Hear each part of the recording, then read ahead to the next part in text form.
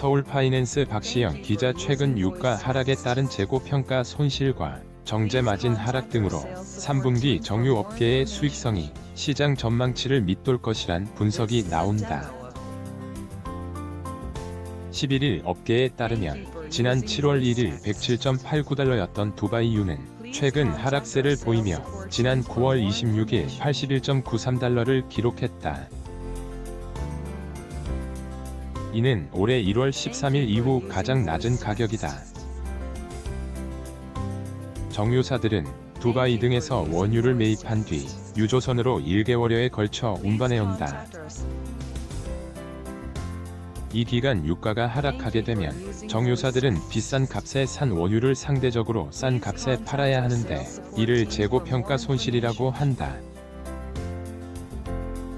예를 들어 8월 15일 95달러에 매입한 두바이유를 9월 30일 국내로 들여왔다면 85달러로 매겨져 배럴당 10달러의 손실이 발생하는 시기다. 이것만으로도 S-오일에서는 1,600억에서 2,268억 원 규모의 재고평가 손실이 예상된다. 이뿐만 아니라 정유사의 실적 지표라고 할 수 있는 싱가포르 정제마진은 3분기 들어 큰 폭으로 떨어져 평균 7.1달러 수준을 보였다. 특히 9월 2주차 2.70달러, 3주차 0달러, 4주차 1.5달러 등 손익분기점인 4달러를 하회하기도 했다.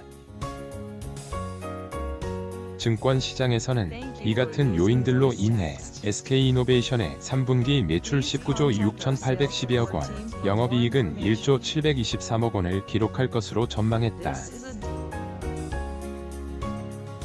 일부에서는 영업이익이 이에 훨씬 못 미치는 6,550억 원을 기록해 시장 전망치를 하회할 수 있다고 분석했다.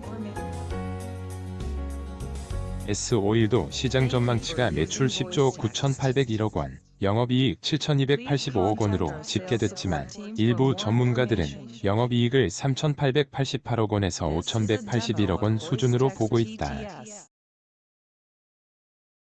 지난 2분기 영업이익이 SK이노베이션은 2조 3,292억 원, S-오일은 1조 7,220억 원을 기록한 점을 고려하면 반토막보다 더 하락한 실적일 것이라고 판단한 것이다. 이를 두고 지금까지의 정유사 실적은 러시아 우크라이나 전쟁으로 인한 이상 급등 현상이었다며 정상 국면에 진입한 것으로 보인다고 전문가들은 평가했다.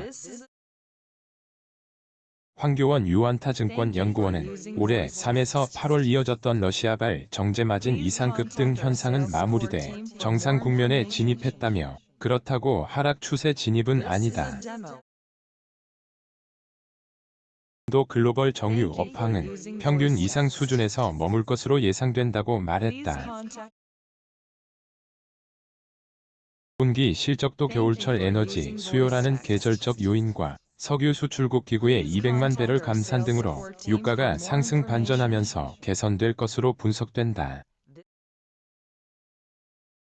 최영광 NH투자증권 연구원은 4분기 중국발 공급 부담이 존재하지만 계절적 수요 증가와 유가 상승에 따른 재고평가 손실 효과 소멸 등으로 영업이익이 개선될 전망이라고 말했다.